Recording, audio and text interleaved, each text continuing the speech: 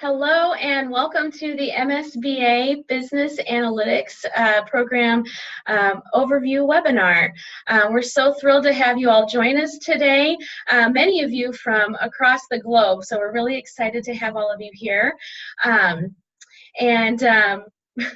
And our camera is being weird.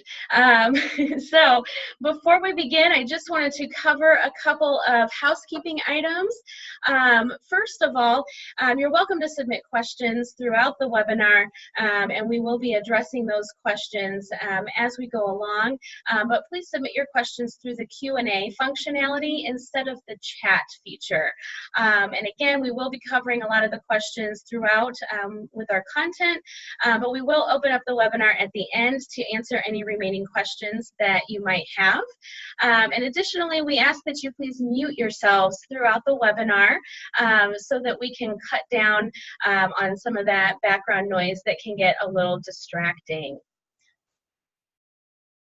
Okay, so we do have a lot to cover today, and we will get to that. But before we begin, we wanted to introduce ourselves so that you know who we are and who you're talking to. I am Stephanie Brown. I'm the Assistant Director of Admissions here at the University of Notre Dame, and I work primarily with candidates for the MSBA program. We like to introduce ourselves here at Notre Dame with 3 photos.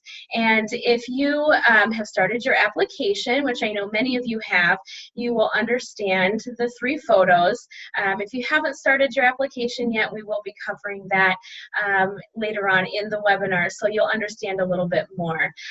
So my 3 photos, as you can see, the first one is of my family. My 2 boys, Finley and Connor, and my husband, Adam.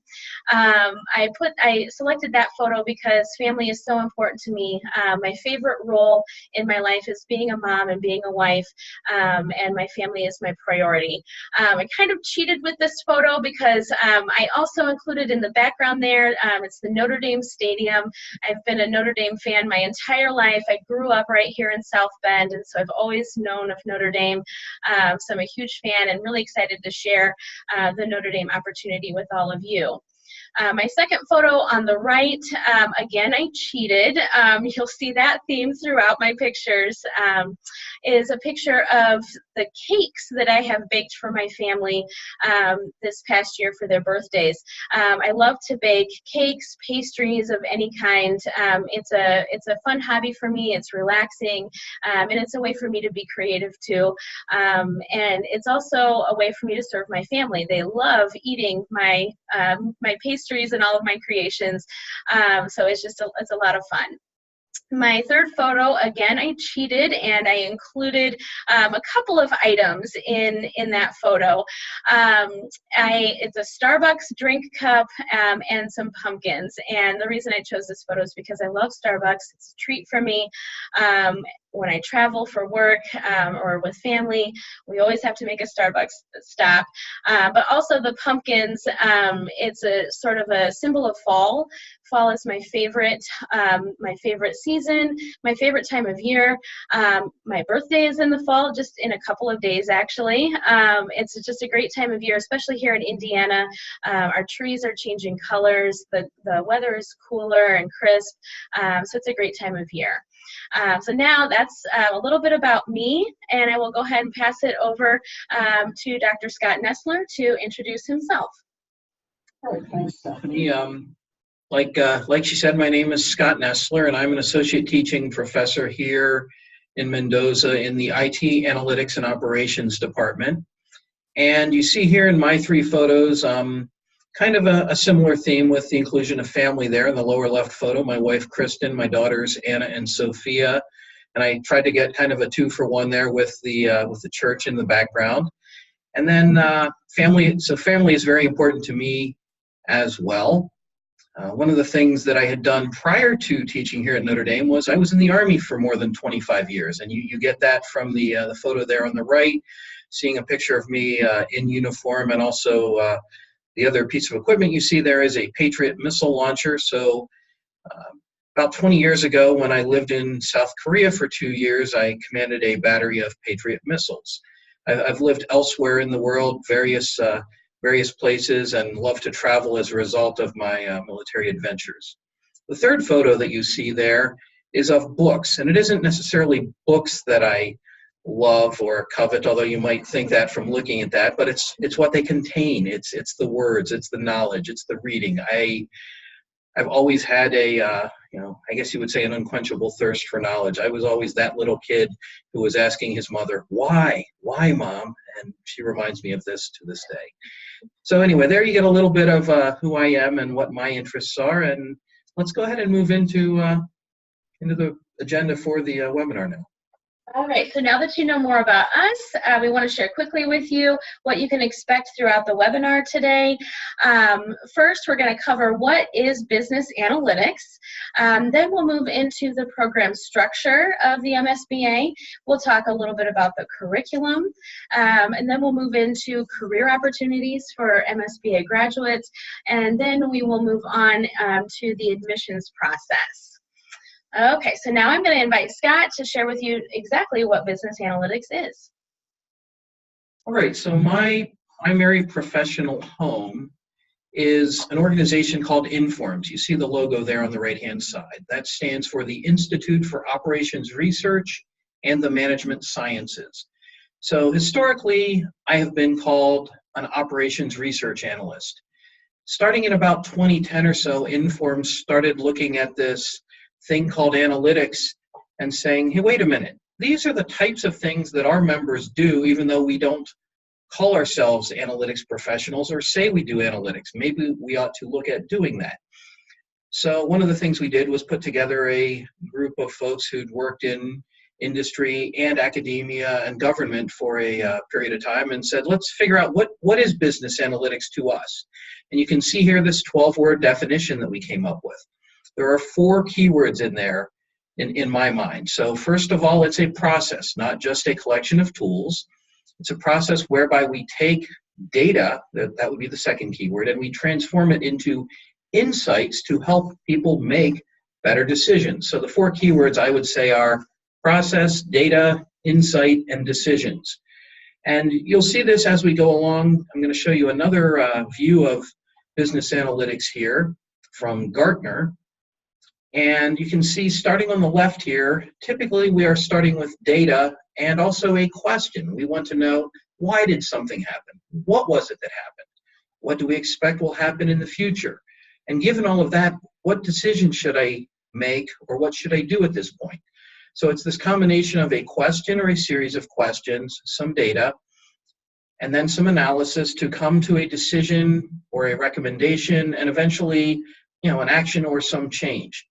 You can see here this diagram from Gartner shows that different types of analytics have different levels of activity by humans and by machines as we move into this exciting new world where AI is able to do much more for us.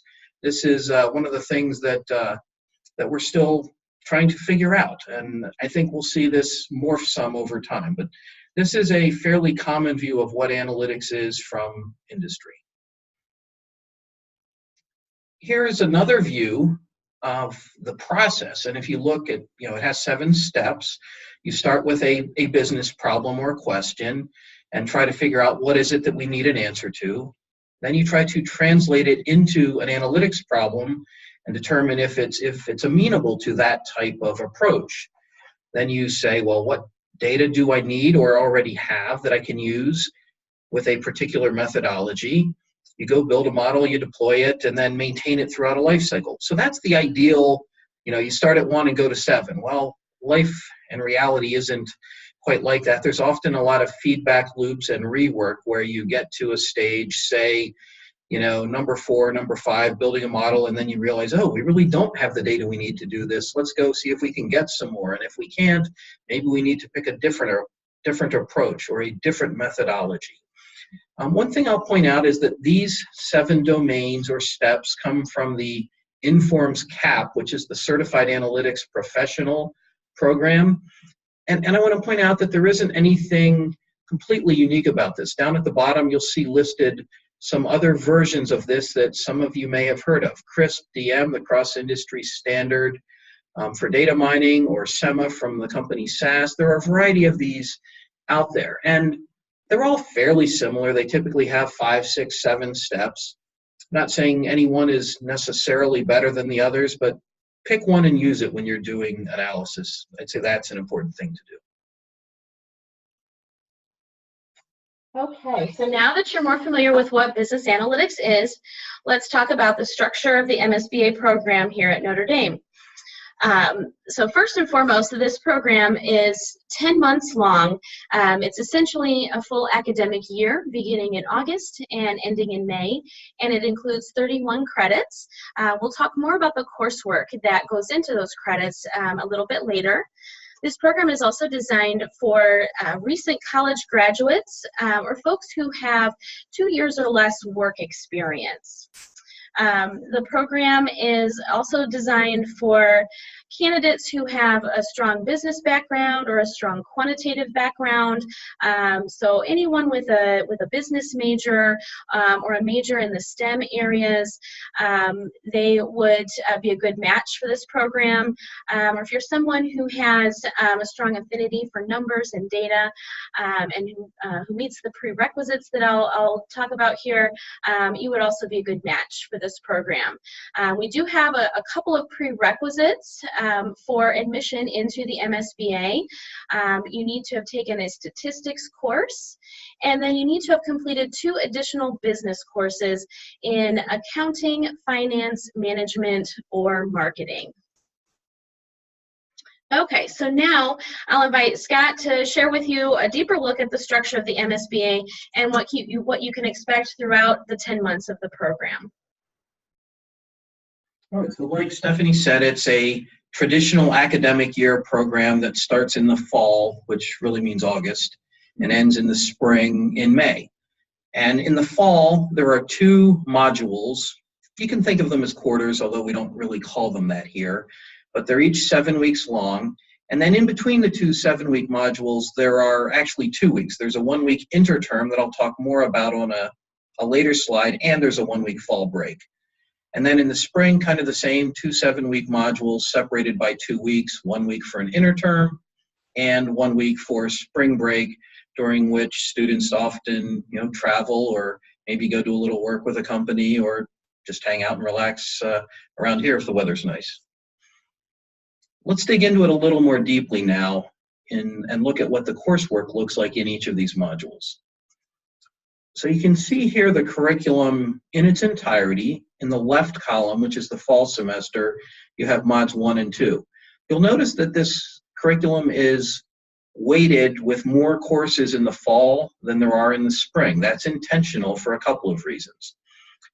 So let's take a look here at mod 1. We have an intro to business analytics, which in many respects is a statistics course with a few other things added in there.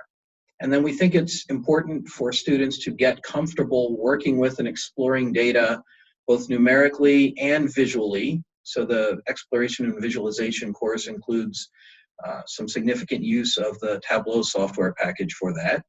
In the data management course, you learn SQL and R, which is a programming language commonly used in analytics. There is a required ethics course. Many of the things we do with data these days, maybe we need to stop and think a little bit more about not just can we do something, but should we do something? And that's what that course focuses on. And additionally, there's this Bridge to Success, which is a 1-credit course just to kind of explore your strengths and interests and help you think about what is it I want to do after I finish this program, and then kind of get you rolling along the path towards working with the Career Center in the spring as you're focusing more on the career exploration. Mod 2 then, which has 4 classes in it, follows up with another statistical course that's a little more advanced. And then we start looking at some of those not just descriptive type things, but doing predictive, looking forward, trying to do some forecasting, try to predict what might happen. Additionally, we add another language in here. In addition to R, we add Python to the mix. And then because just doing the analysis isn't sufficient, Oftentimes, or nearly all the time, analysts are often called upon to explain what they've done to people without a technical background. So being able to explain what you've done to a non-technical audience is important. So we have a data storytelling course that helps you with that.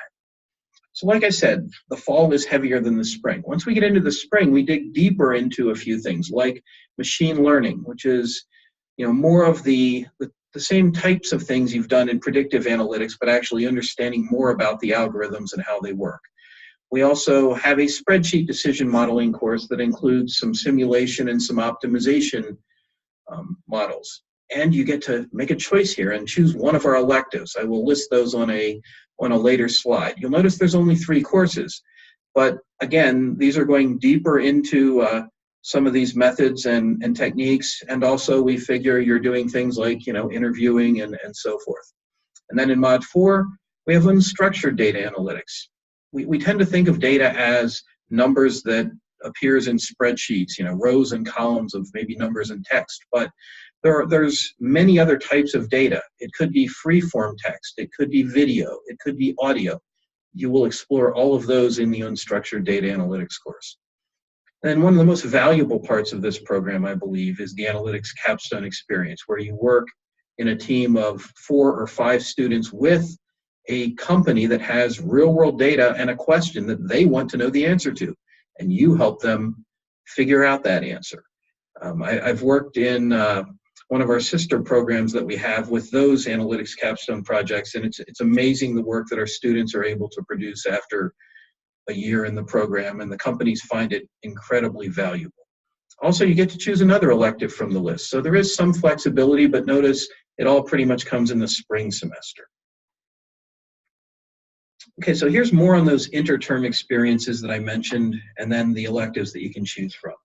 So in the fall, I mentioned that in the data management course, you get an introduction to R.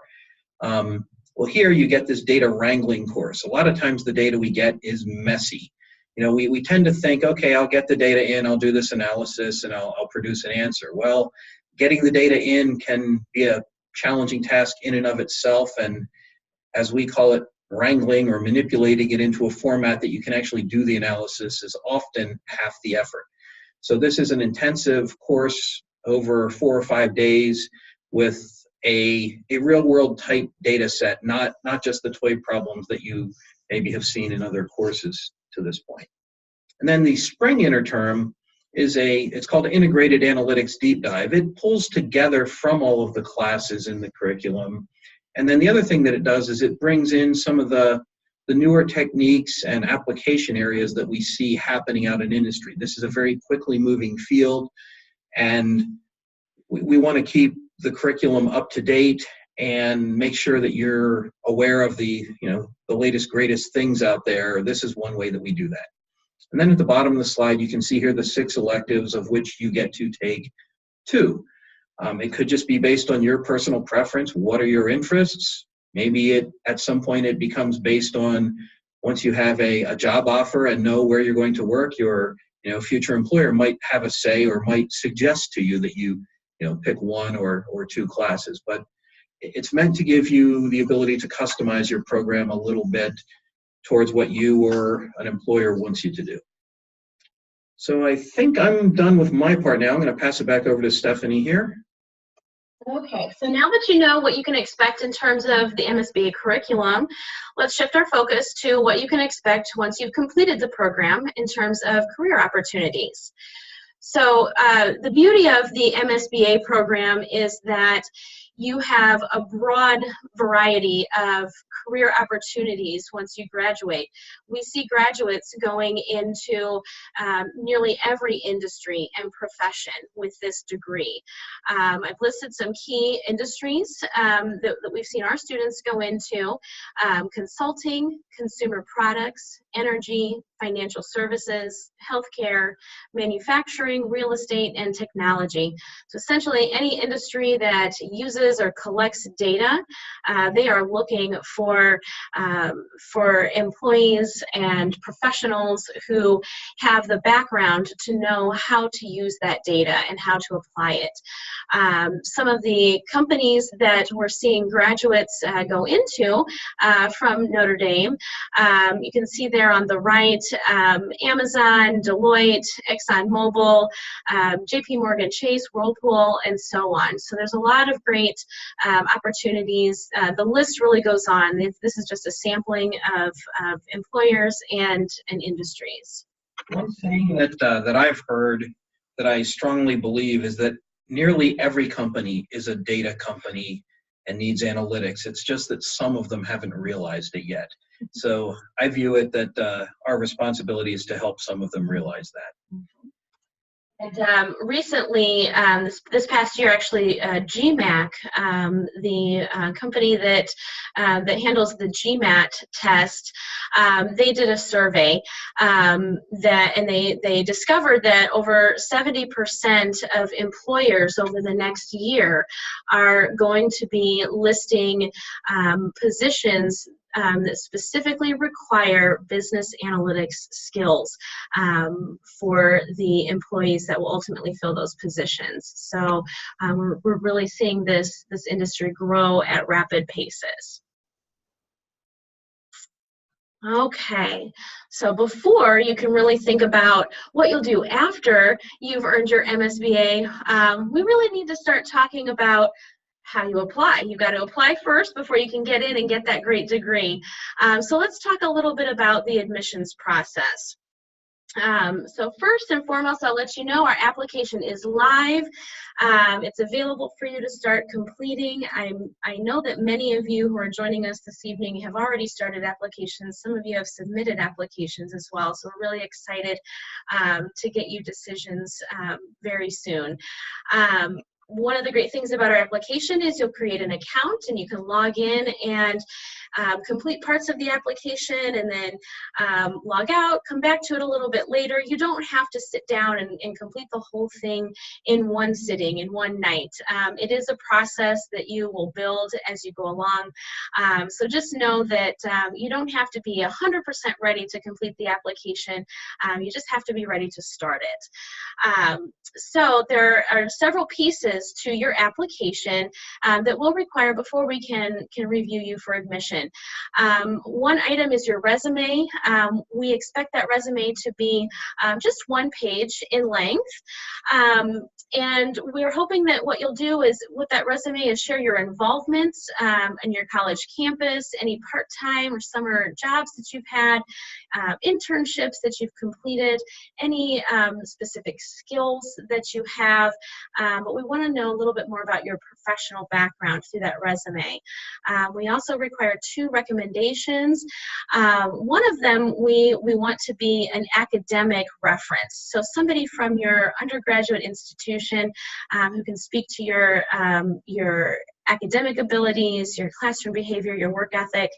But then the other recommender can be anyone of your choosing, someone at an organization that you're involved with, or a community service experience that you've done, a coach, a pastor, but somebody who can, again, speak to your professional qualities, your professional experience, your work ethic, your passion, anybody who can really speak to more deeply about who you are and your fit for this program and for the University of Notre Dame.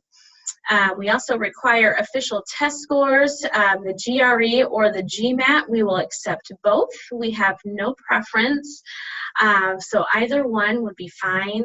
And then we also require for our international applicants the TOEFL or the IELTS.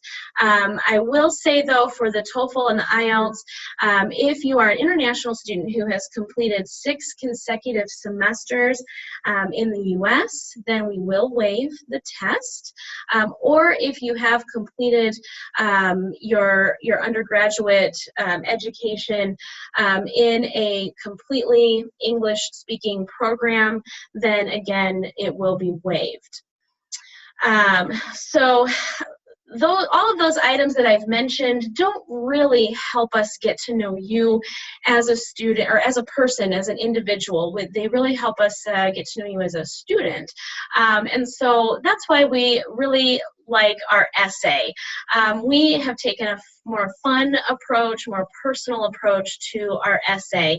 And this is where those 3 photos come in. If you remember our introductions earlier, we introduced ourselves with 3 photos. That's because that's what we're going to ask you to do with the application. So we're asking you to choose 3 photos that will help you explain who you are more as an individual, as a person. 3 photos that represent you. You don't have to be in the pictures. They can be pictures of objects or things that hold meaning for you. They also don't have to be professional quality photos. You can pick photos that are on your phone, or even a scanned photo from your childhood that's not digital. But what we want is to, through your essay, we want you to tell us why you chose those photos. What do they say about you? Our ultimate goal is to know who you are beyond the numbers, beyond your transcript, and that academic background. Another way that we hope to get to know you better is through an interview. It's a chance to sit down and talk with you, to understand why you're looking into this MSBA program, why you're looking at Notre Dame as an institution, what your career goals are. And so we will invite many of our applicants, not all of you, but many of you, to interview with us. The interview can maybe sounds a little scary, but for us it's more of a conversation rather than an interrogation. But we do ask that you treat this interview as a professional experience. One of the great things is that we have some flexibility with our interviews. We do, of course, love to meet you in person right here on campus. We love to show off our beautiful campus and also our great facilities here. But we also, for our international students or even domestic students who just cannot get away from their weekly schedule, we do invite you to do an online interview through Zoom, which is the same platform that we're using today with this webinar. So don't feel that you're at a disadvantage if you're not able to come to campus in person. We're still able to really get to know you even through the Zoom platform. All right, so the last item in our application list is that $50 application fee.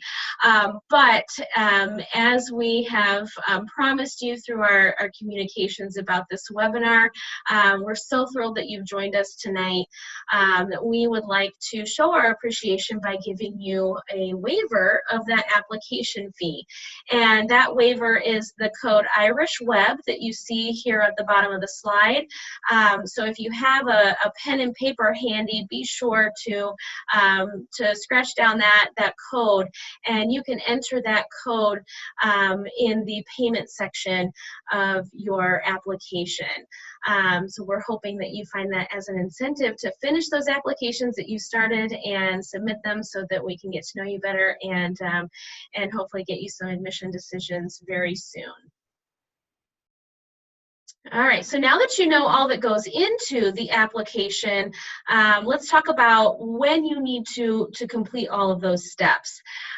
So here you will see our admissions deadlines. We have several different rounds. We actually have one round that is ending next week, next Tuesday, November 6th. Many of you already have applications started, and you're so close to getting those applications completed and submitted. You could certainly get them submitted by next Tuesday. And if you do so, we will have a decision to you by December 14th. So that would be really fantastic to have your application done before the holidays and even have a decision in your hands before the holidays. A great time to be able to share with family and friends the great news that you've been admitted to the University of Notre Dame. But please do keep in mind that these rounds are for your benefit. You don't have to apply in round one. We understand that you're busy. Some of you are working professionals. Many of you are busy college students, and you have a lot on your plates. And so these rounds are here to help you fit this admissions process into your busy schedules. And it also helps you with these decision deadlines listed.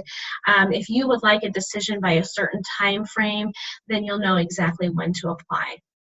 I will say, to help you speed your application process along, we do only require, when you submit the application, to have your parts of the application complete. So your essay, your resume, and your recommender information. So as long as you have that information in the application, you can go ahead and click submit. You're welcome to have future test dates for the GMAT, the GRE, or even the TOEFL.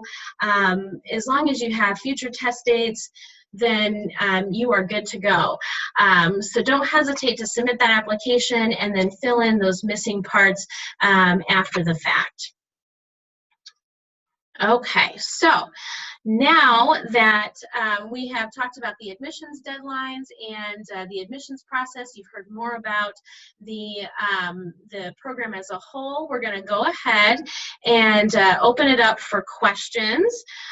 We will do our very best to answer all of your questions this evening, but if we don't get to your question, don't worry, we will address your questions after the fact. We'll make sure that we reach out to you one-on-one and get you all the information you need. Okay, so let's go ahead and click into our questions here.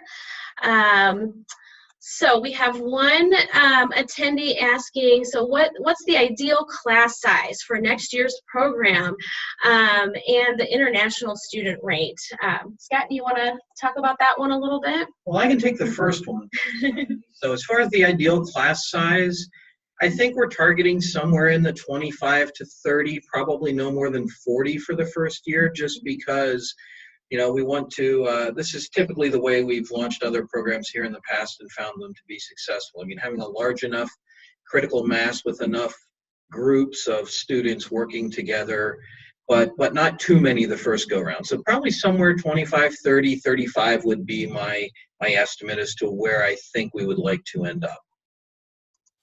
Okay, and then on to the second part of that question in terms of international student rates. We don't really have a target rate for the number of international students. We're really just looking for a broad mix of students in the program with a small cohort, as Scott talked about. We anticipate that the classes will be very collaborative, and we really value the different perspectives and experiences that our students will bring with them. And so we want to see a good variety with our students, but no specific target rate. The next question that I see asks about the class profile for the class of 2019. Well, for this program, there is no class of 2019. The class of 2020, which some of you may well be in, will be the inaugural or initial class for this program. Now we have, some similar and or related programs here. We have, we have an MSBA program that's in Chicago, but it's designed for working professionals with typically several years of experience. Similarly, we have a dual degree MBA and MSBA degree, but again, designed for those with a greater number of years of experience. So sharing the profile of those classes with you, I'm not sure would be, terribly helpful, because this is indeed a new program. So when someone asks this question a year from now, though, we'll be able to give them what the profile of the class of 2020 looks like. I see a question regarding electives about, are those the only electives, or is there some more flexibility? Currently, those are the only electives. One of the things we're looking at is how can we build out some additional electives. In fact, my department chair just scheduled a meeting for a group of faculty in a couple of weeks to discuss this very topic. So more to follow on that. But as of now, those are six available that we know we will be teaching, and you'll get to choose 2 of those 6 currently. But that list could grow.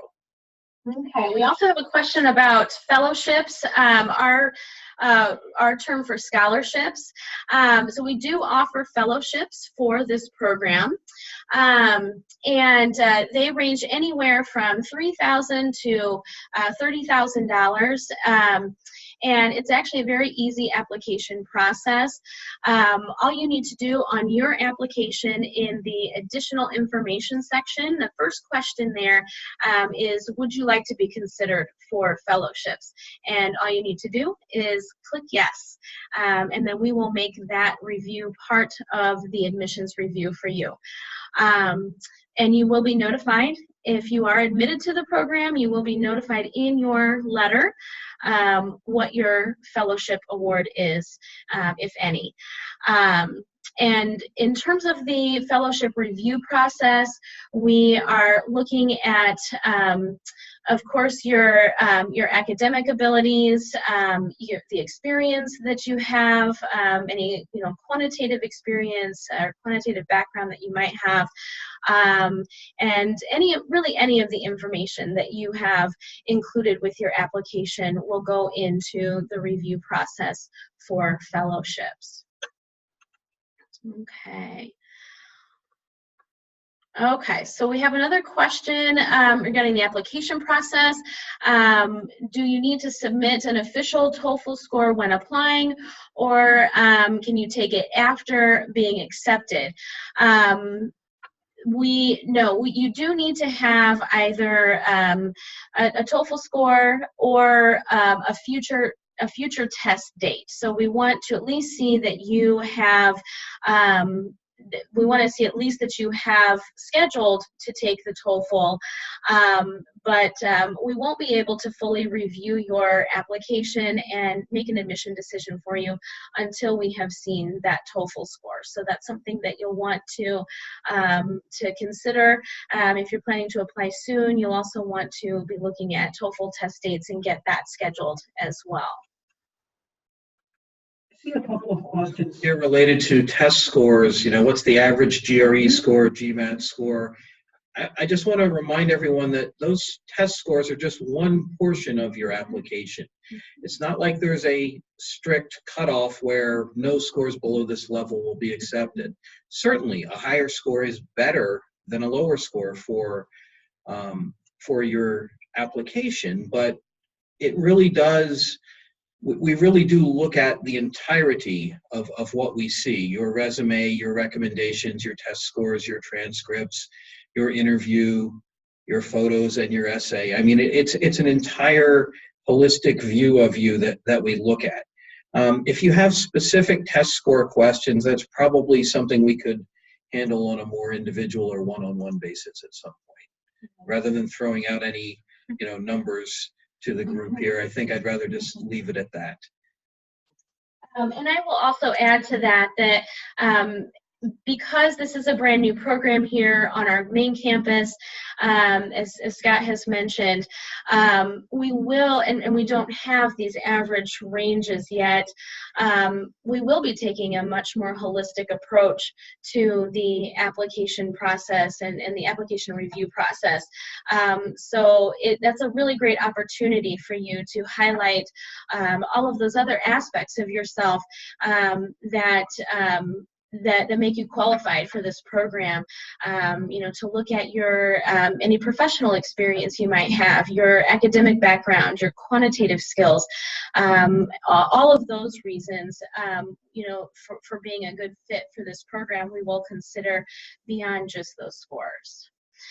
Before we go on, I did want to remind everyone, thank you for submitting your questions.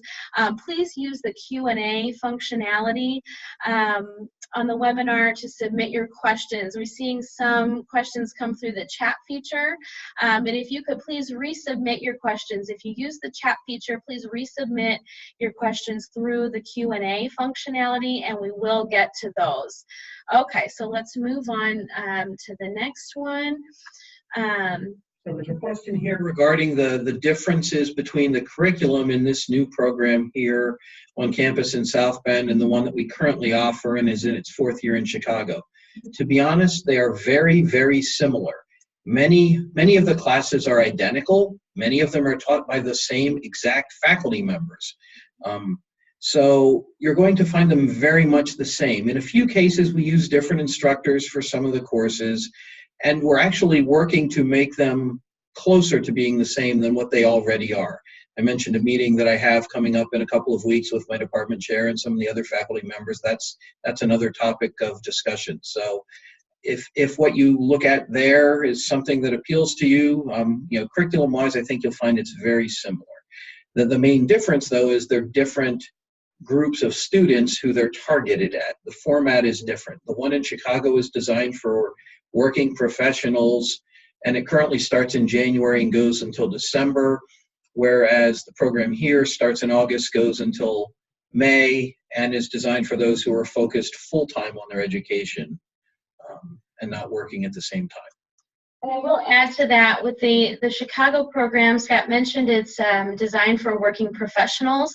It is a part-time program where students will take courses on Fridays and Saturdays on alternating weekends. And because of its part-time nature, it does not support an F1 visa. And so it's not an ideal program for international candidates. However, our on-campus program is full-time and will support an F1 visa. Although if you ask the students in the Chicago program, they'd tell you it's a full-time program. In terms of the workload. Exactly.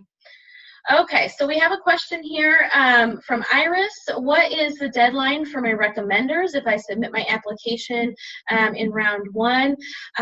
Just as soon as possible.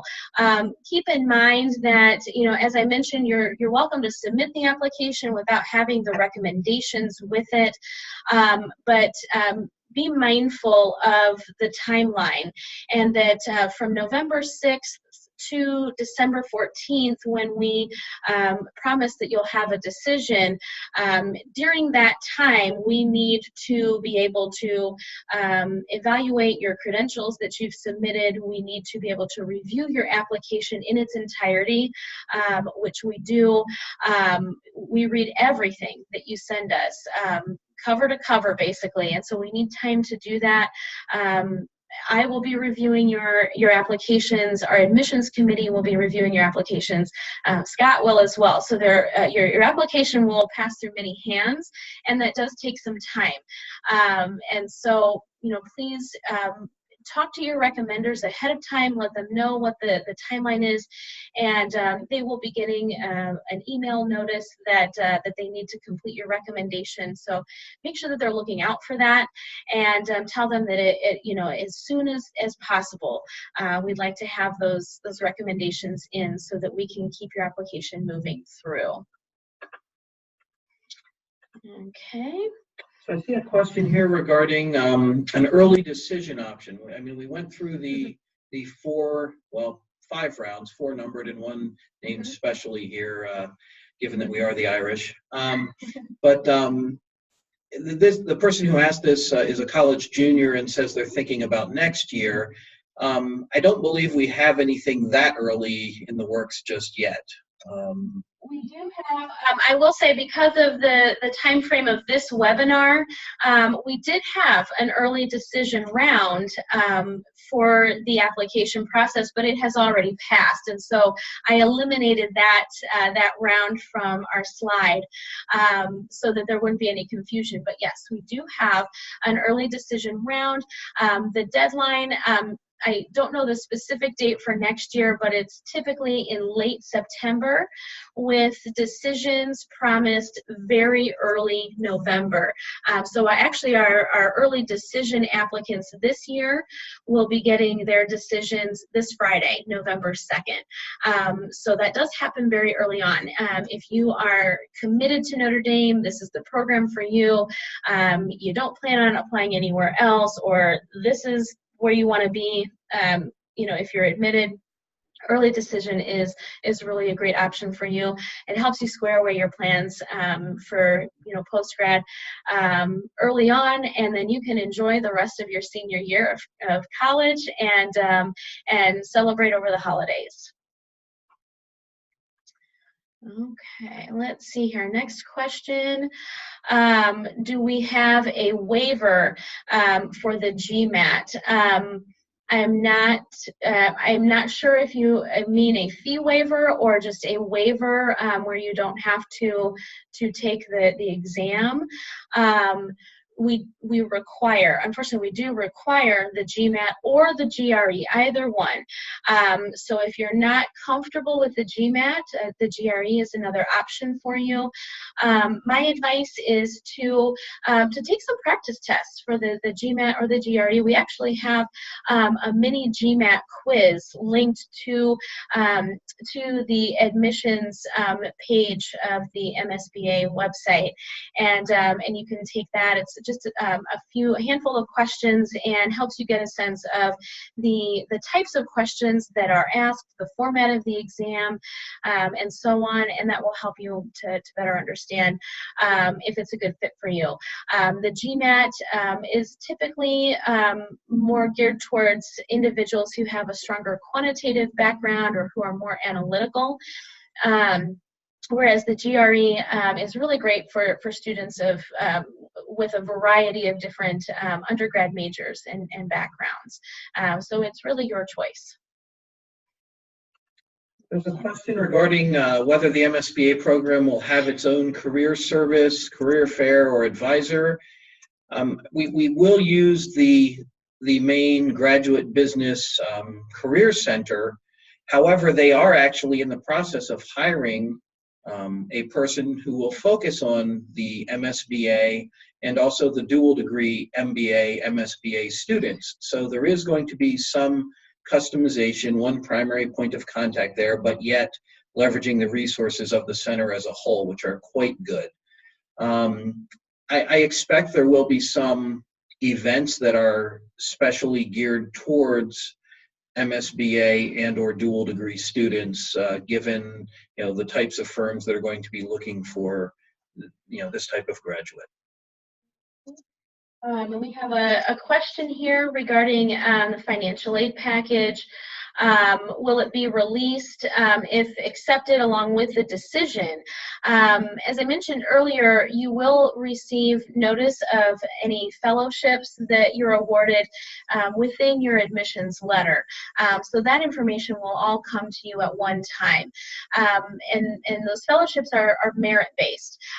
However, any need-based financial aid that you might apply for and be awarded, that is a separate application process through our financial aid office. So that information would come separately as you follow the timeline from financial aid in terms of their application requirements. We have a question from a current accounting student wanting to know if that would be a disadvantage in the admissions process. By no means would that be a disadvantage. That you're part of the the target audience for this cohort. You're a business major. You clearly will have had numerous business courses and presumably a statistics course. That would be the only thing if somehow your accounting program didn't have a statistics course in it, but I don't imagine that would be the case. So by all means, an accounting major is someone that we would look for to apply in for this program. Okay, I'm actually going to switch back a couple of slides because we do have a question here about employers that we anticipate. On the right side, yep, the employers that we anticipate recruiting here at Notre Dame for this cohort. So we've already sort of discussed our Chicago program, and that program has been around how many years now, Scott? It's in its fourth cohort. Okay. Yeah. All right. So through those students and those graduates, we can see here the different companies listed on this slide. These are just a handful of the companies that have hired our graduates and who also recruit here on campus as well. As we bring on our new career coach that will exclusively work with our MSBA students both on campus and in Chicago, we'll know a little bit more and we'll have a little bit more data on whether or not these companies change based on this on-campus program or whether they'll stay the same. We're hoping with a dedicated career coach for the MSBA programs that this list will only grow and that we'll have more recruiters as this program becomes more well-known, that we'll have more recruiters coming to campus to work with our students. Oops. Okay. Let's see here. The next question, apart from career experience prerequisites, is there any other differences between the MSBA and the Chicago MSBA? I think we've pretty well covered that. I mean, the curriculum is very similar. Most of the faculty is the same. It's just a format and a expected level of experience that is different. Okay. That's okay. All right, I want to make sure we can still be seen here. One moment, please. I apologize. We're having a little bit of technical difficulties. Okay. Okay. Sorry about that, guys. We lost our PowerPoint for the moment. Hopefully we're back here.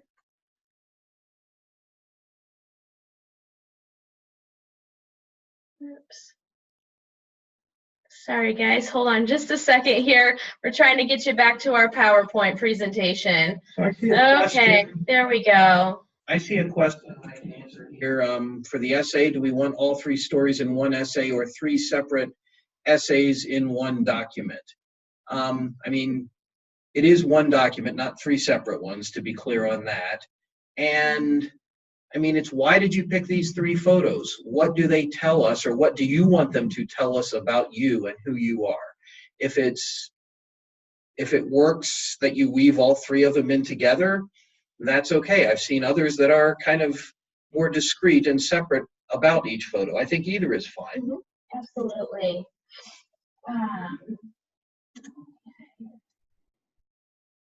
Let's see here. What would be the latest date to take the GRE or GMAT if you're taking in the future? So I would just keep in mind those deadlines for each round, and just make sure that you are taking either exam prior to that last deadline. We want to make sure that you have scores at least coming by the time you submit your application.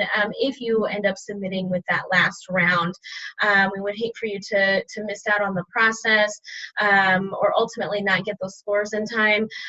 So again, just be very mindful of those deadlines and plan accordingly. I see a question here from a student who has or a person who has an undergraduate degree in industrial engineering and then some master's level qualification in international business, wanting to know if this would be a suitable program for them. Well, I'll give you a hint here. My undergraduate degree is in civil engineering. There are many of us who come to business analytics from engineering. So yes, by all means. You sound like someone who would have certainly the appropriate and required coursework, so I would encourage you to attend.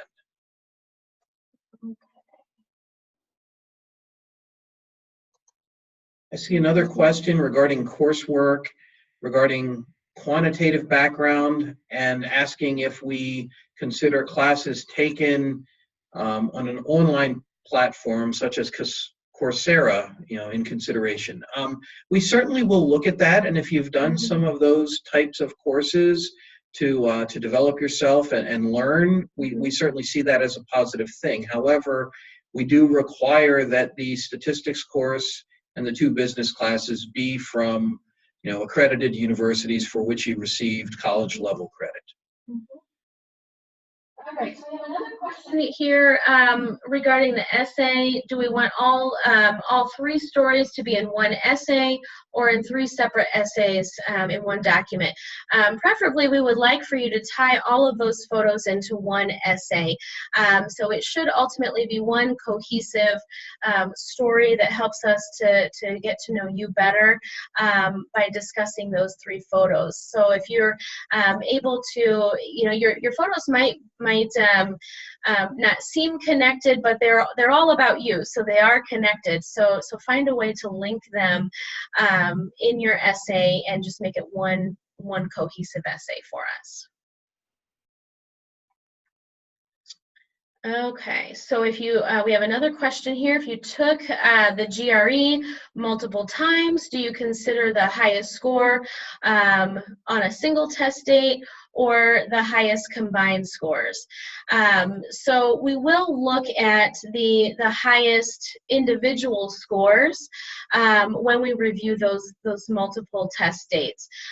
So keep that in mind. We understand that maybe the first round you realize that you scored lower than you wanted to on a particular section, and so the next time around you're focusing a little bit more on that, and so your scores might flip-flop a little bit, but that doesn't discount the fact that you earn those high scores in the different test dates. So we will look at each individual test date, each individual section. I have a question about the number of applicants for this program or the dual degree program each year. Well, for this program, we don't have any historical data yet, given it's the first year. And for the dual degree, we're only in the second year at this point, and there are about 25 students in each of those. The actual number of applicants from that, I don't know off the top of my head. That's something I'm going to have to go look at, and we can get back to you on that on a one-on-one. I really don't have a good answer for that. Students asking if you need any proficiency in any computer language prior to admission. No. Is it helpful? Sure. But we will teach you both R and Python in this program, which are the 2 most commonly used programs in business analytics today in industry. Okay, our next question. So it's regarding the Capstone experience. And Scott, I think this is a great question for you. What companies interact with our students during those Capstone projects? So there's all sorts of companies. I mean, some of them are large national companies that you've heard of. We've done work. Keep in mind, everything I'm going to give you here is based on the Chicago program because that's the only one that we've done these with to date. But some of the companies that we've worked with are, for example, IBM, Booz Allen Hamilton, Entergy. This year we have some students working with SAP. We have students working with Thresholds, a nonprofit. We have another project for a helicopter services company. I can't recall the name at the moment. But I mean, it's really across the gamut. We look for companies to do this, and sometimes companies are looking for these sorts of projects and find us. I'm currently working on, for the dual degree students for the spring semester, finalizing the companies that they're going to be working with, and I think they're going to find it quite an interesting collection of companies to work with. So it really does vary. We have another question here about our prerequisite courses. Do they need to be completed before your application is submitted or before the program begins, if accepted? You can certainly, we understand that not everyone will have the kind of background where you have taken all of these prerequisite courses. And so you are more than welcome to complete those. Perhaps you're scheduled for one of those prerequisites in the spring semester of your senior year of college. You haven't completed it yet, but you can show that you are enrolled in a course, or that you plan to be enrolled in a course. You can take courses online through accredited institutions if you're not able to fit them into your undergraduate program, or if you've already completed your undergraduate program and maybe need one or two of these prerequisites. But if you have to take them after the fact, we do ask that you have them completed by the spring prior to the program starting. That allows us to ensure that you have completed the program successfully and that you have completed the courses through an accredited institution, and then that gives you plenty of time to plan out everything else that needs to be planned before you start the program. For instance, housing and financial aid and things like that. We don't want to see you, waiting until the last minute to complete the coursework and then not be able to get housing in time and not to get your financial aid finalized in time, to the point where you're not able to start the program on time. So just be mindful of that and plan accordingly, and have those courses completed no later than the spring before they start. Okay, what's the latest deadline for international students? You're welcome. International students really have the same deadlines as our domestic students. You're welcome to complete, your application even into those later rounds. But do keep in mind that we will have to go through the process of issuing your F1 visa and working on your housing and things like that. So there's a lot that happens after you've received that admissions letter, and so you should plan accordingly. But again, those rounds should give you plenty of time to get all of that done before the program starts in August. You have a question regarding, are there other dual degrees other than the MBA, MSBA option? There are other degrees that combine with the MBA. I mean, there's an MBA JD program with the law school, an MBA science degree, an MBA engineering degree. There are other degrees that combine with the MBA, but there are not any others that combine with the MSBA at the present time. Another question here I see that I can answer is related to opportunities for involvement in student clubs and things like that.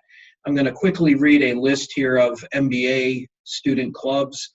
There's an Asian MBA club, a business analytics club, a consulting club, energy and resources club, entrepreneurship, finance and investments, healthcare and biotech, management, marketing, net impact, real estate, technology, veterans, and women in business clubs. There's about a dozen clubs that are for and operated by MBA students. Realize that the leadership teams typically come from the second year students in the 2-year MBA program, who were members the first year, but you certainly will be welcome in MBA clubs.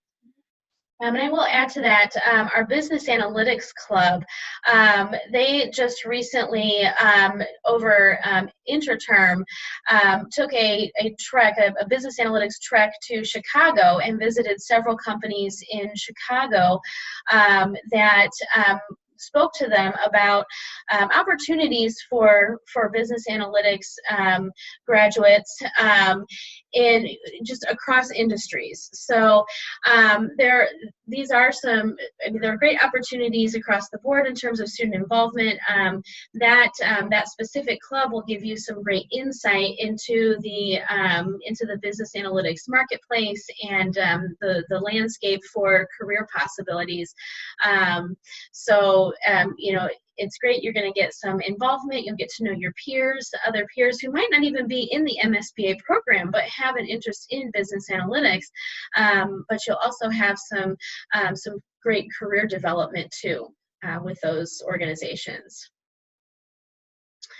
Okay, another question we have, let's see here. So, yeah. Okay, why don't we answer this one? Yep. Yeah, so well, keep in mind if you're submitting questions that are very specific to you, we will try to reach out to you individually after the webinar and make sure that you get all the information you need. So we're going to try to answer more general questions this evening. Okay, so if you request for a fellowship on your application, would it decrease your chances of being admitted? Absolutely not. That is not information that we take into account during the admissions process. What we look for is your quantitative abilities, your background, your educational background, your success in your educational background, any internships that you've had, your personal match for the MSBA program and for Mendoza College of Business as well, just in terms of our mission and our ethics. All of those things, we do not consider your need for financial assistance during the admissions process. Okay.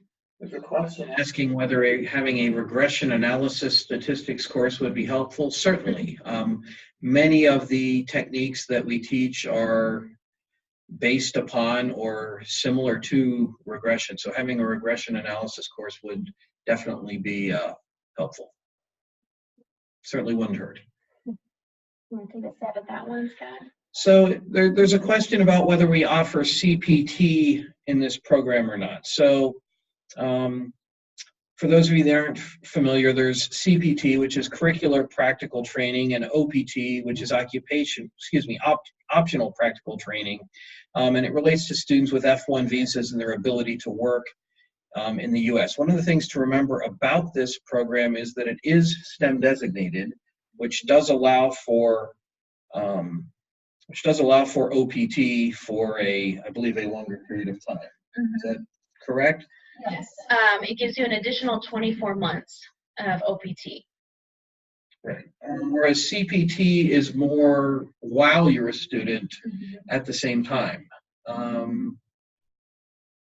might be. I'm not sure on that, actually. This might be one where Scott and I will do a little bit of investigating, and we will get back to you with more specific information about that. But thank you very much for that question. Okay, so we have another question here about the essay. By essay, do you mean a statement of purpose? Can I add information about photos in that only? No, the essay is separate from a statement of purpose. With the essay, we of course are, as we've already mentioned, wanting to learn more about you as an individual, but it's also an opportunity for you to showcase your professional writing skills, which is another big part of any graduate business program. And so your information about your photos should be included in a traditional essay format so that we can get a better understanding of your writing skills and where you're at with that.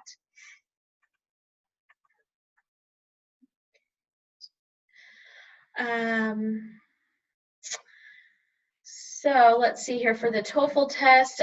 Would you also consider each individual highest score? Yes, we definitely will consider the highest individual scores like we do with the GRE and the GMAT. But with the TOEFL score, we are looking for a specific score, which is typically a 109. But again, we have some other measures in the admissions process that can help showcase your English language skills. You might be invited through the admissions process to complete what we call a KIRA interview, K-I-R-A, KIRA interview. And this is a web-based interview platform where you will answer questions on video. It's not live like we do with Zoom here, but it is a video recording of you, and it helps us to assess your language abilities a bit more fully than what the TOEFL exam can do sometimes. So please do keep in mind that if your score range for the TOEFL isn't quite at that 109, we will be looking at those KIRA interviews as well as if you are invited to do the full admissions interview with us. That's another way for us to assess your English speaking abilities. Okay. We have a participant asking what is the most important character or characteristic for a candidate. I guess I'd have to say, you know, show us evidence that you're curious, you want to learn, that you're interested in things quantitative, interested in helping people make better decisions using data, you know, things like that. I can't say that there's any magic answer to that question, but you know, it's again a holistic assessment, but those are the types of things we're looking for. Absolutely. I think we also like to look for qualities like, you know, being a team player, being someone who is willing to contribute to the learning process and the classroom environment. As I mentioned previously, our cohorts will be smaller, and so they'll be more collaborative in the classroom setting. And so we also look for someone who is willing to contribute and participate, who's willing to ask the tough questions or to share their unique perspective as well. Also, Mendoza College of Business is really focused on, you know, business as a force for good and ethics. And so we do look to, you know, a candidate's, you know, personal qualities in terms of their ethics or their fit for our mission, you know, serving the community, serving others, wanting to use their business and business analytics skill set to serve others and to just sort of leave the business world better than where you found it. Okay. Another question here that says, you know, they believe that we will attract a high number of qualified applicants. While I indeed do hope that is the case, they ask, would we consider expanding our class size? Well, like I said, initially, I think we're going to keep it somewhat small, 25, 30. That's probably flexible up to about 40. Once you get above that, then we start talking multiple sections of things. I don't see that happening in the first year, but you know, maybe up to 40 if we do indeed get a large number of highly qualified applicants. But at the same point, we want to keep it to a manageable size for the first cohort. Okay. Well, we have reached the end of our list of questions. You all asked some excellent questions today. We'll stick around here for just a couple more minutes to see if any other questions filter in. But we do want to thank you so much for your time tonight. I know for many of you, our international attendees, it's very early where you're at. It's starting to get late here in the Midwest. And so we do appreciate the time that you all have taken out of your schedule to join us. We hope that you have found this informative. I personally hope that this webinar has helped encourage many of you to click submit on those applications that you've started, or to go ahead and start an application. We really do look forward to getting to know each and every one of you through the admissions process, and so we appreciate all of you who attended and asked these great questions tonight. And for those of you I I know many of you have been in contact with me throughout the week prior to the webinar, asking about other opportunities for webinars, and we do have some in the works. Up next will be an application Q&A webinar that is not yet scheduled, but tentatively early on in January. So definitely stay tuned in your email inbox for an invitation for me to join again. We'll dive a little bit deeper into the application process for that one. So I hope to stay in contact with all of you throughout. You know how to get in touch with me. You've been in communication with me quite a bit already during this application season. So if you have questions after the webinar is over, please don't hesitate to reach out to me, and I will be happy to help answer any questions you have and help work you through the application process. So thank you all. I'm happy to answer any questions you have as well. Please pass them through Stephanie. She and I talk and communicate regularly. So if she has a question that maybe I'm better prepared to answer, I will. I'm sure she'll reach out to me, and I will get back to you through her. But for most questions, she's going to be the one who has most of the answers. All right, everyone. Thank you so much. Have a great night or a great day ahead, and we hope to hear from you soon. Thank you. Bye.